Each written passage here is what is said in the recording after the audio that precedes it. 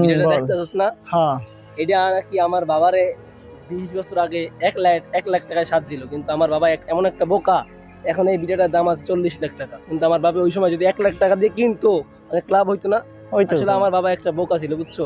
ঠিক কথাই বলছিস। তোর বাবা ওই সময় যদি 1 লাখ টাকা কিনতো, এখন তো 40 লাখ টাকায় বেচতে পারতো। কত তো লাভ হইতো, এখন তো তোর কোনো চিন্তাই থাকতো না।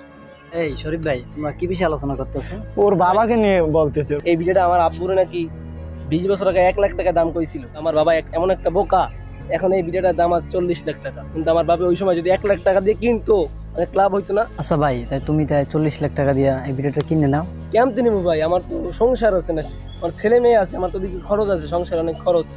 কিন্তু এখন তো আমার এই 40 লাখ টাকা তো মুখের ব্যাপার না রে ভাই। আচ্ছা ঠিক আছে ভাই, তোমরা ছোট ছিলা, তোমরা 4 ভাই বোন ছিলা, তখন তোমার বাবা দিন মজুর কাজ করতো, তখন তোমাদেরকে লেখাপড়া করাইতো, লেখাপড়া অনেক খরচ ছিল।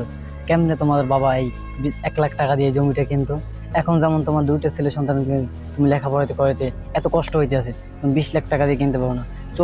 40 বছর পর এই জায়গাটা ধরো 80 কোটি টাকা দাম হবে, তখন তোমার ছেলে সন্তানরা বলবে আমার বাবা একটা বোকা ছিল, কেন এই 20 লাখ টাকায় জমা রাখলেন? বাপের উপর তাই এত দায়ভার না ফেলাইয়া নিজের পরিস্থিতিটা, বাবার পরিস্থিতিটা একবার ভেবে দেখো, তাহলে তুমি বুঝতে পারবা যে তখন তোমার বাবা কোন অবস্থায় ছিল আর এখন তুমি কোন অবস্থায় আছো।